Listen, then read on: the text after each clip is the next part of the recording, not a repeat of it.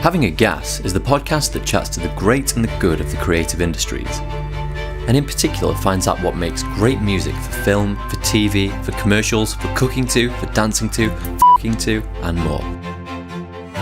Today, I'm having a gas with Sally Miller, an executive producer at Hogarth Worldwide. Sally has been a creative producer since the 1990s, but most recently has made waves with TikTok's first ever TV commercial. Hello, Sally.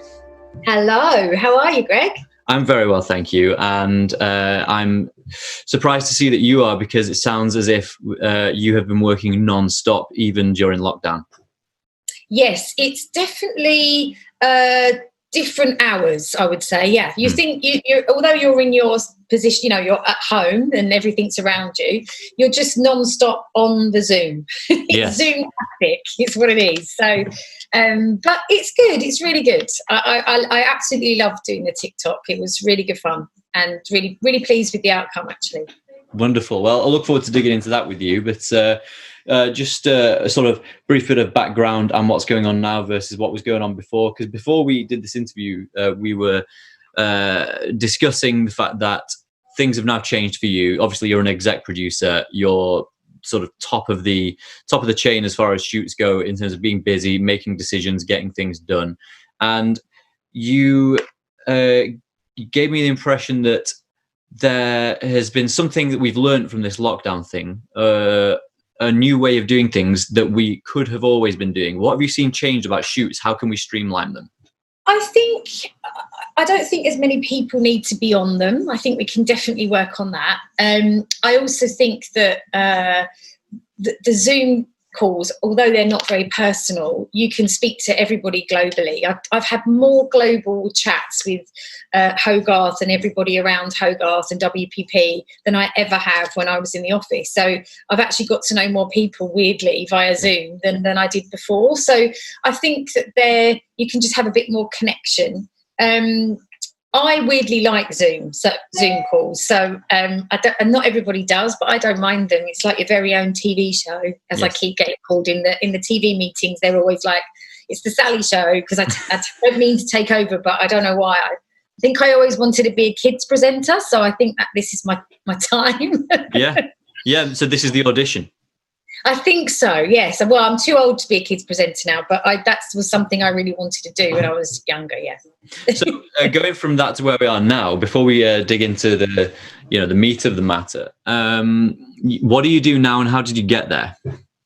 So, that's a good question. So I'm an exec producer now for Hogarth, and I work for James Brooke Partridge, who's a lovely boss. And I used to be at Ogilvy before, actually, in the TV department as a producer.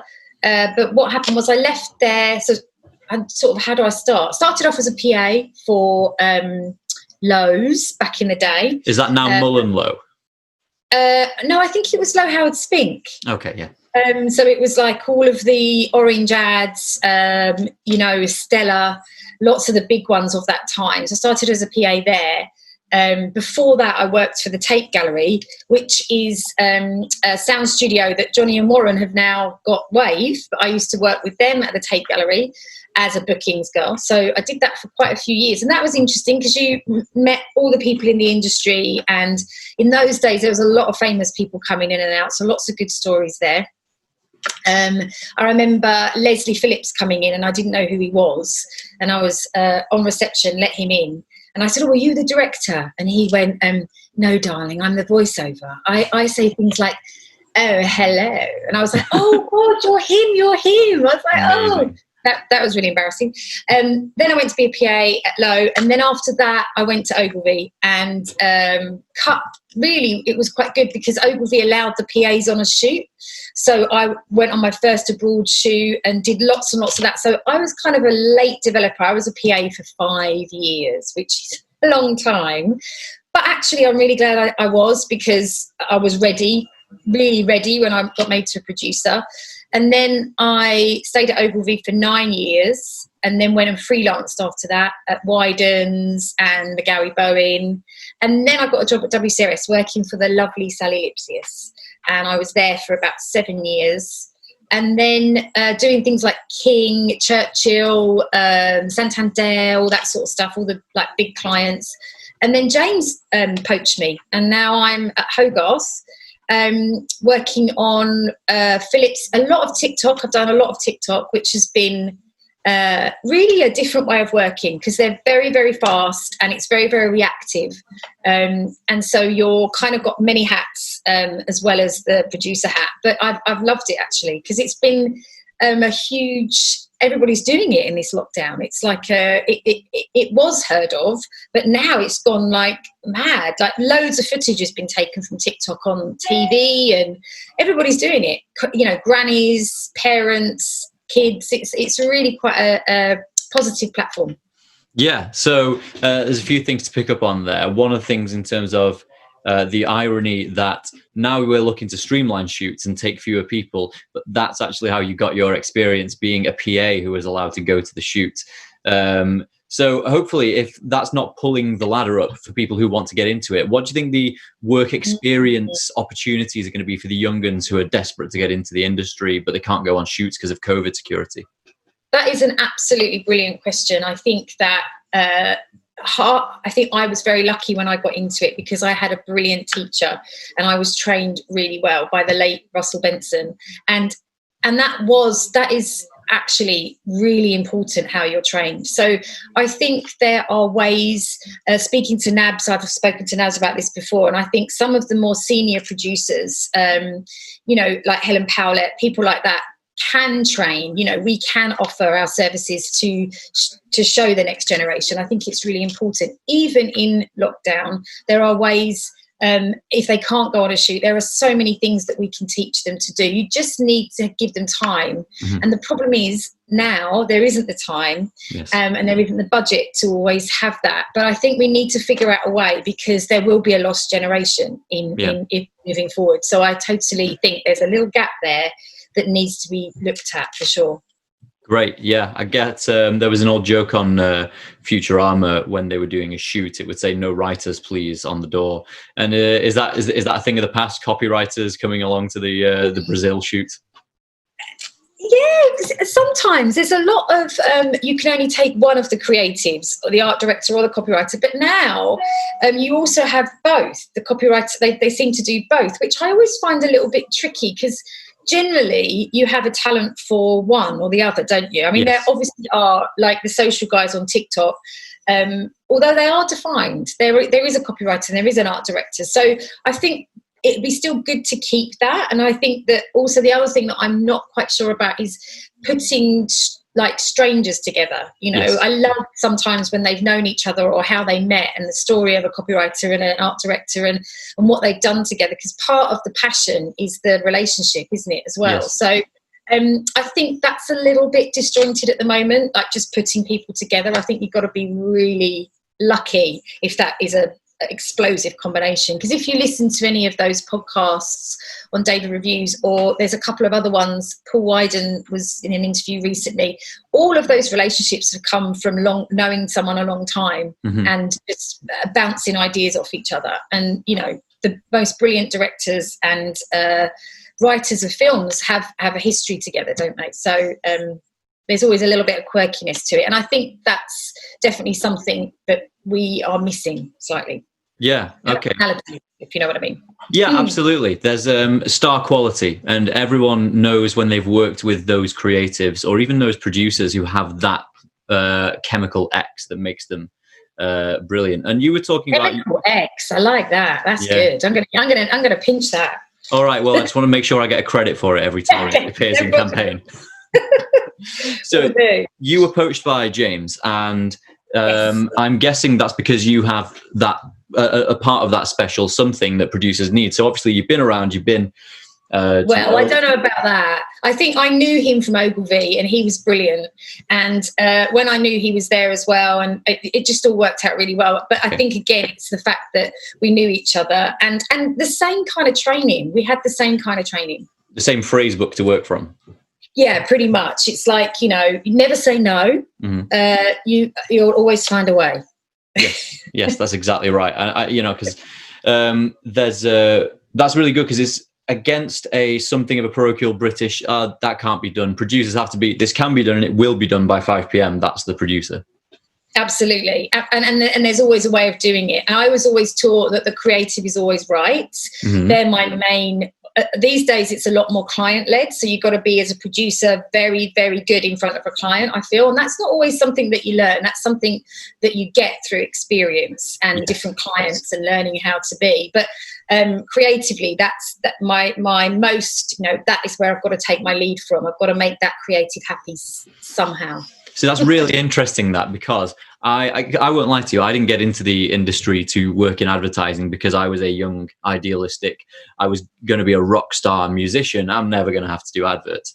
And so when I had to come and try and impress these guys at Gas Music, I was very much I'm coming here for music, not for advertising. But what got me into the just what was good about the industry, I'm ashamed almost to say, was watching Mad Men. Now, since seeing that and knowing where we're at now, it sounds like that was an era, in the way you just described it, where the hierarchy was your creative is here and your client and your producer are underneath, whereas now it's client all the way up. Yeah, but I think, that's absolutely brilliant. Mad Men is exactly kind of what it was like without the drinks cabinets, but that's kind of what it was like at Low from the era that I came from. And if you look at the work that was produced, it was fabulous work, really creative work. On LinkedIn at the moment, there's a few people like Mark Denton and also putting older ads up. And it just shows you they still stand. There's still great ideas, and that comes because they're good at what they do. Yes. And that's about trust and relationship.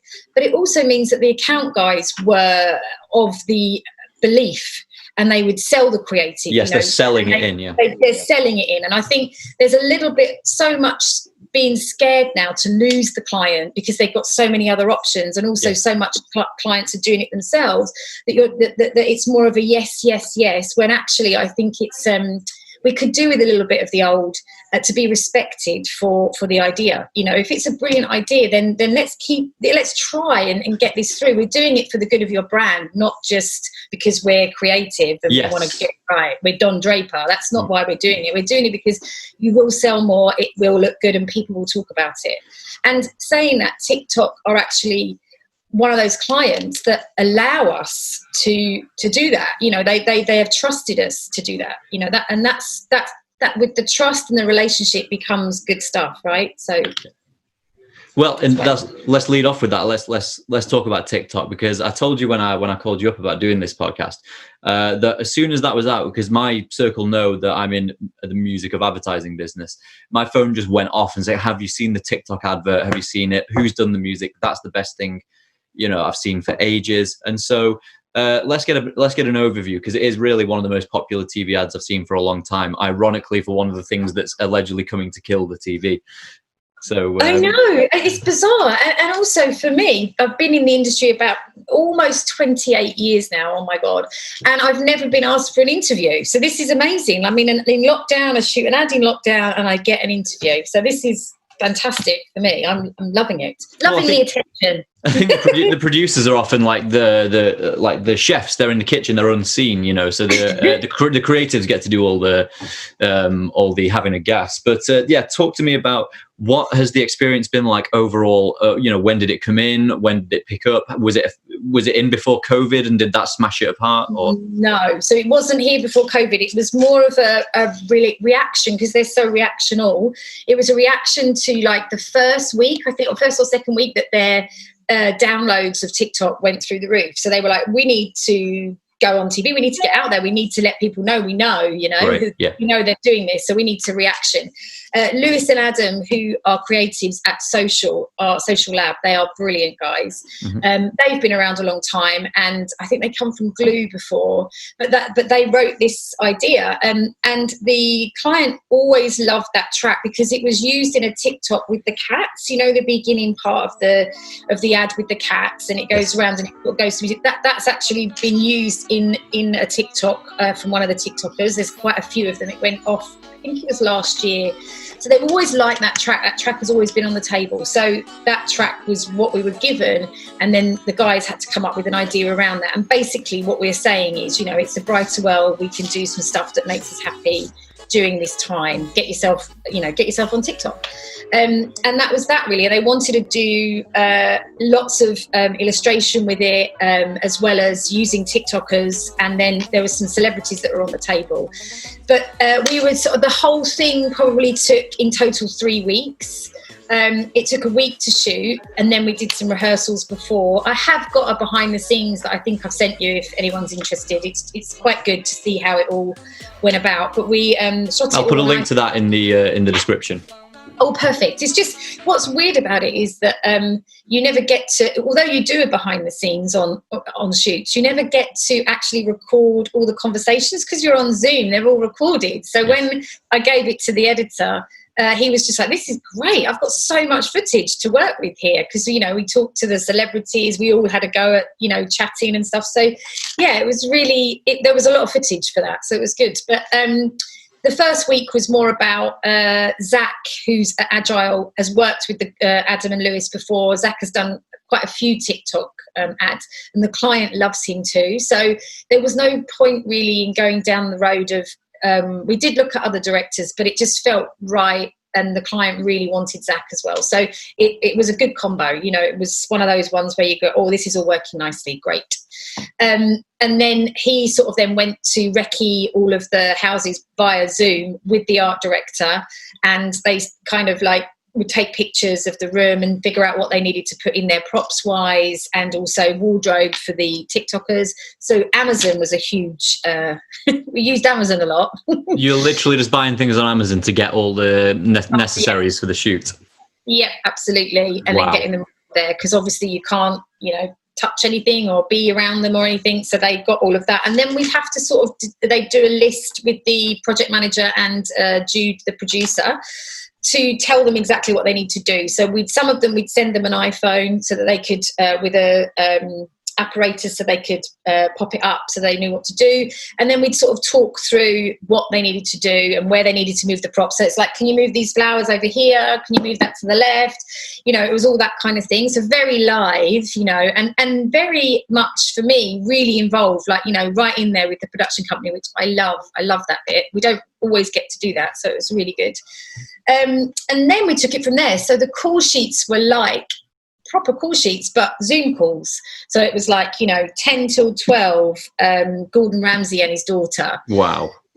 So then we'd be talking about that, and we'd do that. Zach would do a rehearsal with them, and then we'd go for it, kind of thing. They were absolutely brilliant. You can tell when someone's been in front of a camera and knows exactly how to do and what to say and how to do it. He was genuinely a really, really nice man. Really, a lot softer than how you see him. So. Well, I got the impression, that he's definitely fashioned a successful character for his brand, but also get the impression that he's a solid gold professional entertainment guy and also a family man. So you're getting to see all this up close in your living room on your laptop. I know, it's so bizarre. And also just what I found quite, and that's to Agile's credit as well, and the guys, Adam and Lewis, is how incredibly smooth it was. I actually did have a really good account director, Tom, and he had a great relationship with TikTok as well. So he really brought them on the journey and did a lot of the explaining and it was just, when a team's really good, yes, we just worked really well together, and it kind of, you just wanted to put in the hours and wanted to give the time, and it just worked really well. I mean, some of the obviously when we were shooting didn't always happen. The dog was absolutely great, but it was a nightmare to get him over the toilet rolls and do all that kind of thing. So the granddad was brilliant, but he gave us a lot more than we wanted.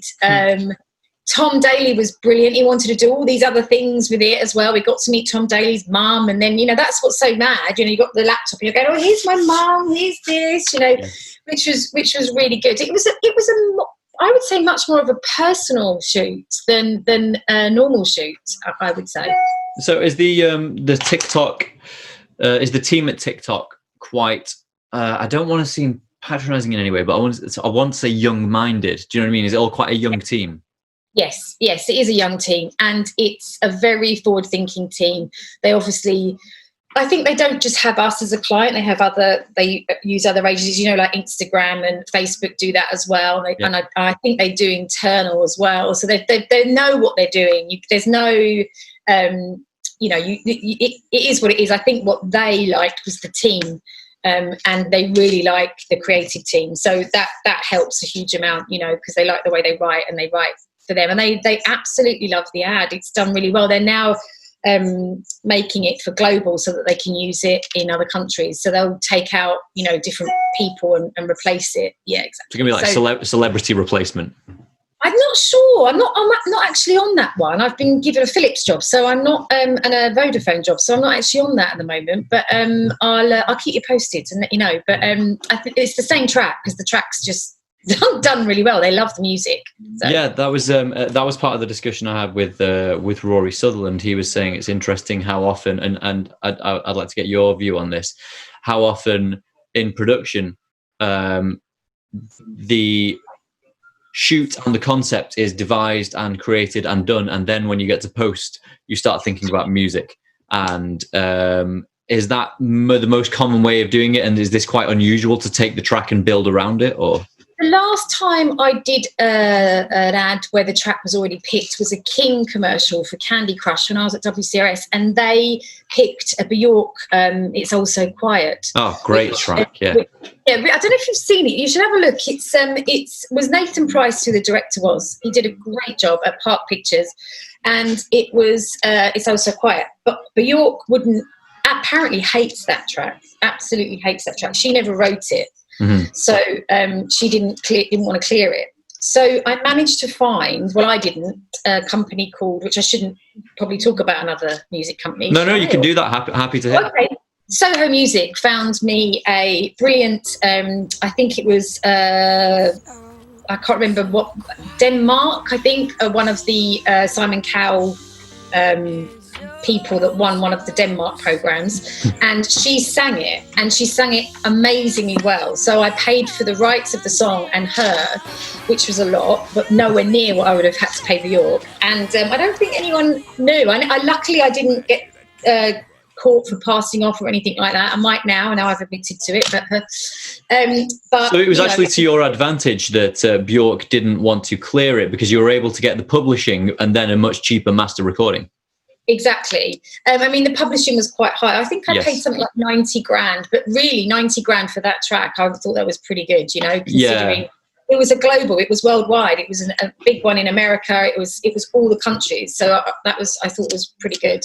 Yeah. But that was one of the jobs that the track, it was all about the track. So we had to do it. Yeah. But generally, no, it's, I always find it, I think music is incredibly important, and most of the jobs that have done really well for me and have done and been successful have been about a great track. And everybody remembers a great track, and they don't do that. They don't put you always get the music budget and it's like, oh yeah, we'll just put a library track in, just put $5 grand in, you know. It's like, yeah, but when it comes to the edit, and then you get the editor put on an absolutely cracking track, and then you've got to go, yeah, we've got $5 grand for music. So you know, when you work out the budget with a certain assumption and then you go against that assumption, I think you've got to have a pretty forward-thinking client that understands what music can bring to your brand. Yeah. And once they do that, they realise that music is really important, I think. Yeah. Anything you put on, and I'm not dissing library tracks, because there's some amazing library tracks out there, and some ads don't warrant it. But I would say that there's a huge amount that do, and I think that that should be a real talking point to the client. Yeah, well, you know, you are preaching firmly to the converted, because, you know, we are bespoke composition is what puts food on the table for us. And yeah, that's often what we find. It's like, if only we could be one step further in the supply chain and get to talk to the client about music. But now you will actually have that. It'll be within your gift to just sell it onto the client. It's like TikTok was this massive success and music led it. It's worth considering. Definitely. And that's a really good point, actually. And I think I will start using some of the examples that I've got. But also, I generally, with music companies, I like to bring them on quite early. Yes. Myself, anyway. Even if I haven't had approval, I just like to get opinions and thoughts. And that helps me with the creatives as well, you know. So I think it's also I'm a bit of a Radio 6 fan, so I love some of the stuff that Laura Laverne puts on. So it's really funny because I pretend, I'm really letting out some secrets. I pretend that I've put these people forward or I've found them, but generally they're from Laura Laverne in the morning. Right. So do you want me to send this on to her and then she can get some commission for everything that gets synced? Yeah, that would be really good. I just don't like. It's just that sometimes as you're getting older as a producer, you want to keep with it. So I have to. I know Radio 6 isn't keeping with it, but I love the fact that they've got some quirky, brilliant, creative suggestions, and it takes you on this journey of music. And I love music anyway, so I like to keep aware of what's going on, because I think you have to be fresh for the creatives, and you can't you've got to be on the pulse and know what's going on, otherwise you're just living in the past, aren't you? So yeah, absolutely. So I really want to pick up on your music taste in a moment. So first I want to just go through some of the details about the Kafresi remix of Mr. Sandman that was used on TikTok. And so one thing so there's a few angles that are interesting to me on this one, just as a music professional. The first one is the track was obviously loved by the client already, and it's got a really there's a pretty obvious strategy to it if it was used this way, because it's a very old track from 1955.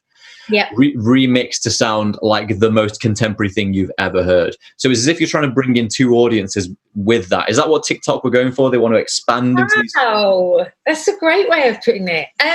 They definitely are going for the expanding audience, because they've got quite a bad rep, first of all, for young girls or young, and that's definitely moved on, because it's not like that anymore. And I didn't see it like that, but actually thinking about it, that's probably where they were coming from, because we did talk about another track actually, because Zach thought of something else, and they were absolutely adamant, no, this is the track, this is what we want, this is, and that may be why it was. And actually the track has been talked about so much, so the client was right, which is not always the case. Which we're at pains not to say most of the time, but yeah. Yes, exactly. But they were totally right. I've had so many people talk to me about the track, so they are very good at knowing their audience, and that's a great thing, when you're working with someone that understands who their audience is. Yeah, but it's casting a wide net. I mean, my dad, who is 62, sent me a text saying this is the best advert I've ever seen, and just like with the TikTok on it. Oh, that's great. Yeah, that's really great. What's really lovely for me is I've had like friends and family all sort of say, oh, is that what you were doing? Because some of them have walked by, because I live in Leigh-on-Sea, and they've walked by the flat and they're seeing me on the Zoom, because I ended up having to put it on a piano seat, keyboard seat, and have it up because my back was killing me just sitting down. So I sort of improvised and did that, and then they kept walking by wondering what I was doing with all this. And is that what you were doing? Shooting a commercial. Yeah. Yeah, it's great to be in the future and to be to be at a time when you can do that in your front room. That's very true. With the because we were just talking about the splitting up of the money, which is always the hardest thing in music, because you've got Most Favored Nation, you've got publishing and phono to deal with, but it can be a real nest. Yeah, it really can. I wanted to know what was the deal with this one, because you've got Pat Ballard, the original songwriter, you've got the Chordettes, of course, the holders of the master that's being sampled, and you've got Kafresi. Was this like a balloon of budget that kept expanding and negotiating? Or we actually negotiated it with Soho Music. They've got a deal with TikTok as well, so they did all the negotiation on that one, and they did a fee, because the thing about TikTok, they've got their own relationships with music and with celebrities. So I just had to overlook the contract, and it was just basically that. I just had to get it cleared from a few different publishers, and then there we go. But it wasn't huge. It wasn't. I can't remember the final figure, because now they're doing it globally. But it wasn't. We're not talking 200,000 or anything like that. When we cleared a Beyonce track for King, it was like 800,000. It was like wow. For I think it was like 2 months. 800 grand for 2 months. But something like that. It was really high. I can't remember now. But the thing about King was it used to be, I don't know about now, but it was all about the track, because their audience are primarily American housewives. So that had to be a cut through brilliant track, because that is, that's going to get them. That was a very good client for a music company. Oh wow! So I'm just gonna make a note. I'm gonna get all the phone numbers now. But absolutely. In terms of, you were talking about your music taste, and that did pique my interest. I just want to get a bit about your relationship with that. For you, is it a luxury or a necessity? Does it? Do you need your music when you're working, like some creatives I've spoken to? So if I'm not on a Zoom call, I have Radio 6 on all day. I love it. My probably favourite shows on there, and I love Guy Garvey's taste in music. He's definitely, that kind of style of music is what he puts on. He's just brilliant. And Keris, I really like her stuff as well. What I like is I learn. That's what I love. You think, God, I've never heard that. I can't believe I haven't. Because I used to be very folky, because I played classical guitar, and so I was very sort of folky. But now I think I like a lot of funk. There's all sorts of different. My brain. Oh yeah, I like that. The thing that I used to love was rock, and I can't do that now. How weird is that? I can't. I don't know. I put Metallica on now. I used to put Metallica on when I was younger, and I could give it some. Now it's just like, oh, that's really noisy. Oh no, I can't. It's really weird how you change. Although Joni Mitchell has been in my life forever, so maybe there's some change and there isn't some change. No, we have Blue on the wall outside, because you have to. Yeah, absolutely. She's a remarkable, brilliant lady, isn't she? And also Dolly. I've got a country thing going on as well. Yeah. So I can't. Yeah, it's nice. I love it that there's not one genre, but rock. Maybe I need to find apparently there's a brilliant Metallica documentary that I need to watch. So maybe I'll do that. I wouldn't know about it. They've never been on my list. Strangely enough, the same weekend I saw Dolly Parton at Glastonbury, 2014. Metallica. Wow. It was one of the best gigs I've ever been to. Knew how to work the crowd. Young and old were there. It was huge. Great day. And she plays every instrument, right? Yes. I just love seeing that. I just think that's amazing, and a pure love, and writing like she does. I mean, the songs she writes are amazing, aren't they? They really are. She's one of the solid gold stars of the 20th century, and also just one of the most, what would you call it? I'm trying not to look for a cliche, but very business savvy as well. She's really got everything locked down on her brand. Yeah, definitely. I love the way that she turns that around with the whole trailer park, but there's no trailer park going on in that brain. She's no chance. Yeah, absolutely, which is great, isn't it? Yeah. So we touched on Joni Mitchell. Was there a single record that you can really think back to that either changed your life or is very significant to you from a certain time? Weirdly, I would say Yellow Taxi, which I know is a bit cliche, but I emigrated to Canada when I was 24, and worked for interestingly, a B-list type studio. So we did all the Dragon Ball Z voiceovers. Brilliant. And I used to have to cast them, which I loved. It was brilliant. And then they did loads of B-list movies. So I think at the time, Alec Baldwin's brother came in to record his Foley and all of his script, which was interesting. And that song, I remember in the studio that I worked in, what film studio, was playing all the time. And I loved my time in Vancouver. It was just amazing, brilliant experience, and total. That changed me massively, actually, because again, I learned a whole load of different things about music over there. So. That was, I think, what's his name? Jack Johnson. That's what they used to play all the time. Jack Johnson, that banana one. Banana pancakes, yeah, of course. Banana pancakes. That reminds me of Vancouver, which is great. So wait, was this? Because believe me, I'm not trying to guess your age, but you said this was when you were 24. Was this in the 90s? Yes, absolutely. And I was, good guess. That was kind of during my tape gallery days. I had like a little, it was just after tape gallery, I went to Canada and did that, and then stayed there for 3 years and come back. Well, that's when I was watching Dragon Ball Z, so you probably played some part in that when I was, a young lad. Brilliant. Well, I remember my nephew, who at the time was into Dragon Ball Z, so he must be your age. And he, when he found out I was doing it, I got one of the, I don't know who the character is now, I can't remember, got the main character to record Happy Birthday and sent it to him. Oh my God. I was like, favourite aunt forever. That's amazing. it's one of the perks of the industry. So absolutely, definitely. No, that's I want pushing on with the music thing, because obviously we're all talking about COVID-19 at the moment, and I'm slightly wary about doing that now because, you know, obviously we have a release pipeline. We're doing one of these a week, and things are changing so fast that I'm worried that by the time we release this, it might be over.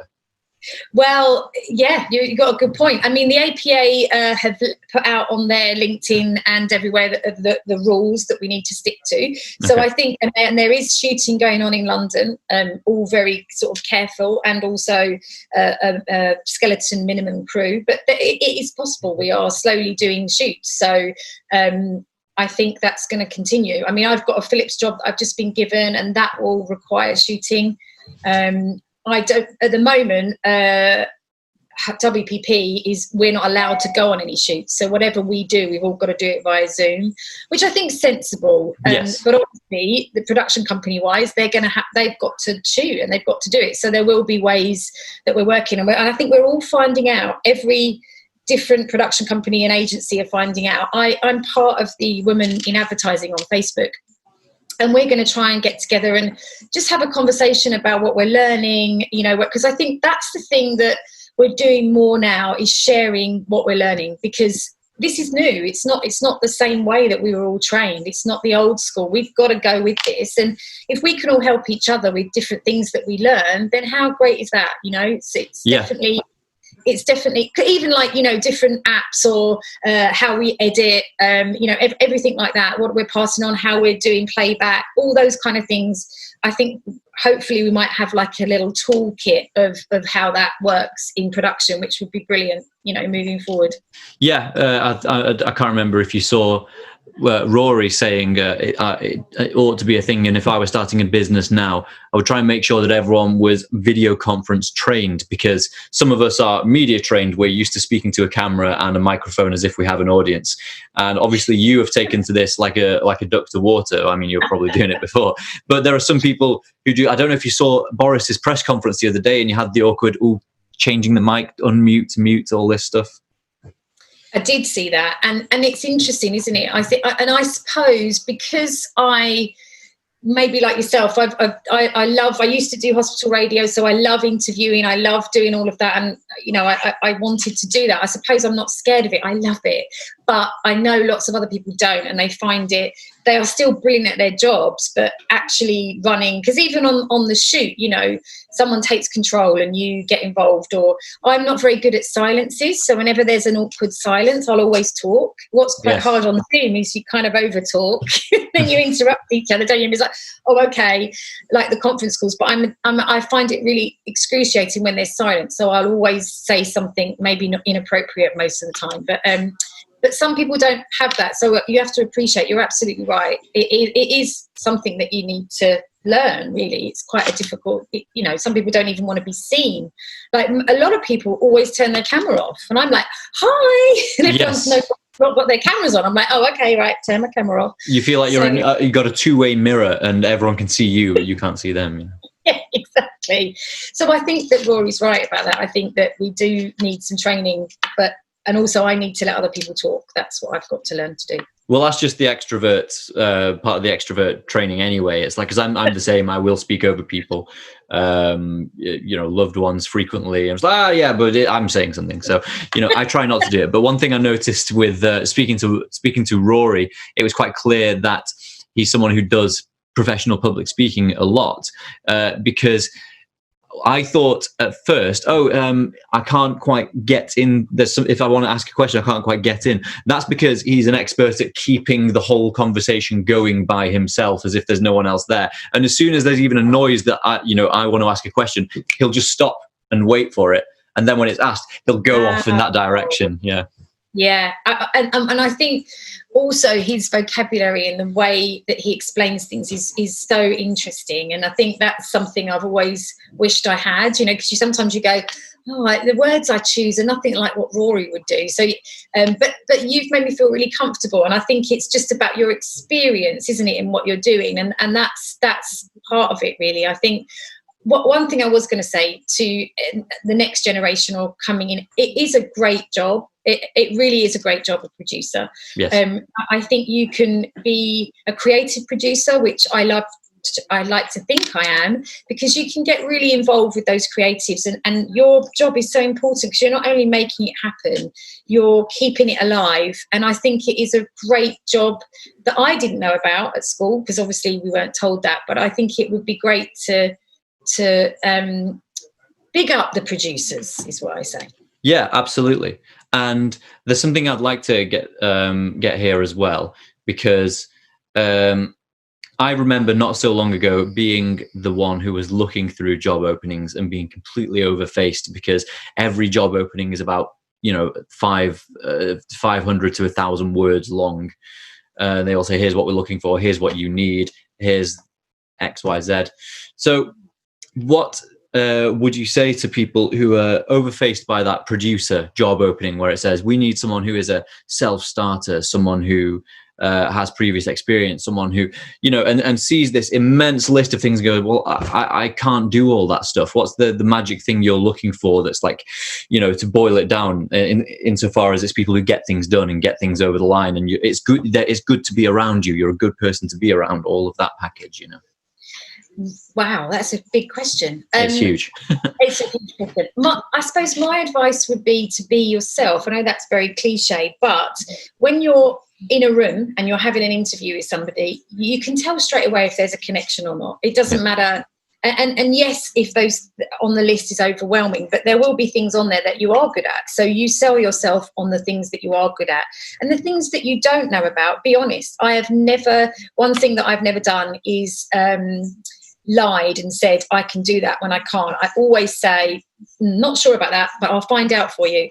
Because if you're keen, and I think that's the biggest bit of advice I give to anyone thinking about producing, being keen, you put in the hours, you say yes to everything. Yeah. You are basically, you want to learn, and that's the most important thing. I think sometimes you get people that can't quite believe the hours, and it isn't that glamorous, because you are doing long hours, but those long hours that you do, those 5 years that I did, have definitely helped me now.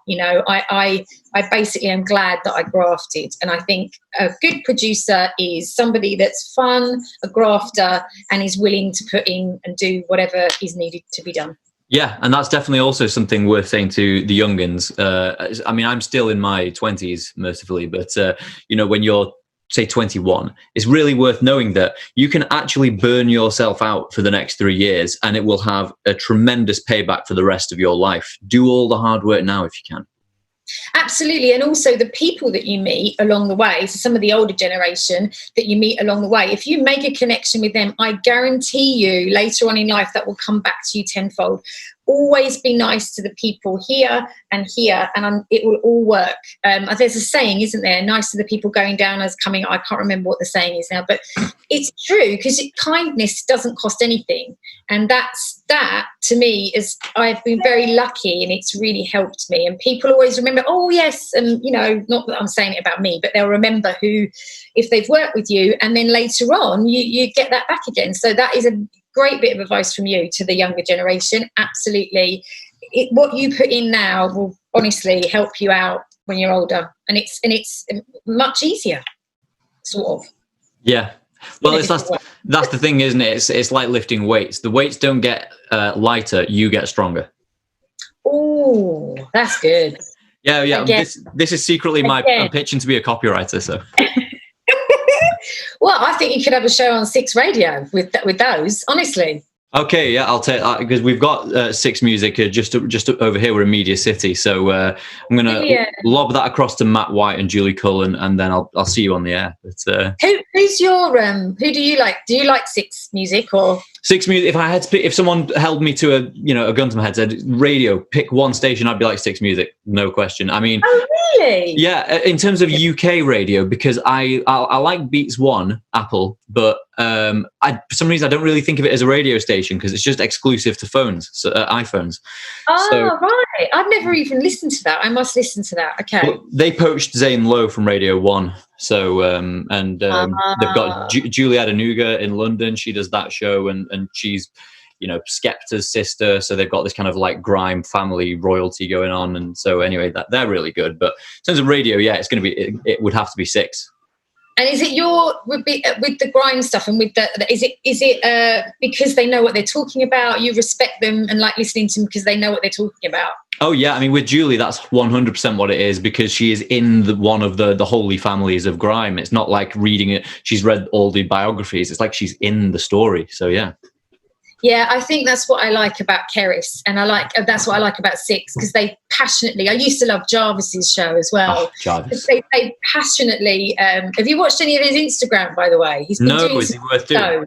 Yeah, well, I think he stopped it now, but keep an eye on his Instagram. He does his little own DJ disco, and you can get involved. You can just watch him. It's really good. I will check it out. Yeah, it's. I think that's been quite good. Some of the stuff that people have been doing on there that you can watch, a lot of the music side of stuff has been because they can't, do live concerts or other stuff. There's all kinds of other things that you can do, which I really love. So, yeah. Great. So, hey, you've given me a lot of time here. I think this is probably a good time to wrap up. And I look forward. I hope so. I hope we can do it again, because I'm going to be interested in touching base with everyone closer to Christmas when it's going absolutely crackers, but in a strange new way, because I have no idea what Christmas is going to look like this year. So you're so right. That's such a good point. It was funny actually, because I can't remember where I read it now, but there was an article about, can we make sure these Christmas ads this year are a little bit reflective of what we've been through? Yes. As a nation, so not sort of all melancholy, can't speak, not all sad and whatever. Just can we make it? And that would be true. It'd be really good, because I'll have to start thinking about it now, because it would be interesting, the year that we've been through, to how they react to that creatively. Because I just don't think we can. I think we're all going to change. I mean, some people have said we're not going to change, but I think we are. I think this industry is definitely going to change. I guarantee it. I don't think it will carry on the same. I just don't. No. Well, let's hope it changes in a way that's for the best for the longest time. Yeah, I'm kind of hoping that it will ignite the experienced, so that we can teach the inexperienced, so that therefore there's something that everybody can learn from this. That's what I'm hoping. It's a great goal. And let's talk more about that close to Christmas. Yeah, I'd like that. It's been fun. I've really enjoyed it. Thank you very much. I feel like it's my first interview, so I'm on cloud 9 now. Shame I'm on my own, because I've got no one to get excited with now. Hey, well, give it a few weeks. If any senior aides or civil servants want to take an international holiday, I'm sure they're going to lift more lockdown for us. It's true. All right. Thank you very much. It was a pleasure. Thank you. Take care.